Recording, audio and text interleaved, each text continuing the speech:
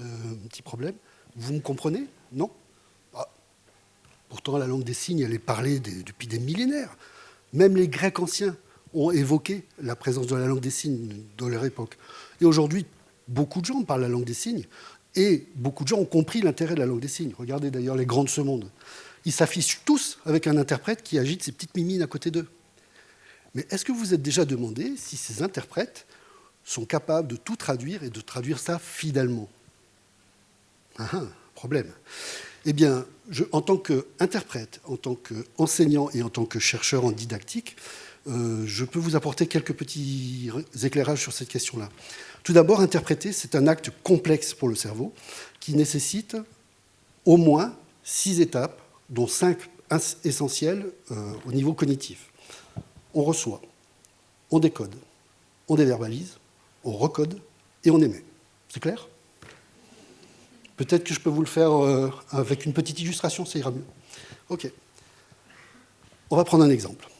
Un grand de ce monde, et je suis son interprète. Le grand de ce monde parle, et moi je traduis, ça roule, tout va bien. Tout d'un coup, ce grand de ce monde dit « Il pleut comme vache qui pisse ». Bon, OK, il a le droit de dire des phrases comme ça, c'est son droit le plus strict, sauf que moi, dans mon cerveau, que se passe-t-il? Phase d'écoute, il pleut comme vache qui pisse, j'ai tout entendu. Déverbalisation, d'abord décodage, il pleut comme vache qui pisse, tous les mots me sont connus, aucun problème. Déverbalisation, je vois bien l'image de la pluie battante. Comment vais-je le dire en langue des signes? Et là, c'est le bug. Une idée, monsieur? Non, la vache qui pisse, surtout pas. Ça ne marche pas du tout en langue des signes. Donc mon cerveau me dit, attention, cherche la bonne expression. Tout ce temps passé à chercher la bonne expression et à faire tout ce travail-là, le grand de ce monde a continué à parler.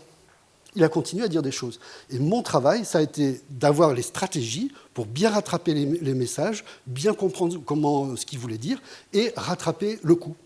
Eh bien, c'est le cœur de ma recherche. Grâce à ça, je vais pouvoir comprendre comment ça fonctionne. Comment je vais faire? C'est simple. Je prends une conférence que je vais truffer de bugs et je vais la faire traduire par une trentaine d'interprètes.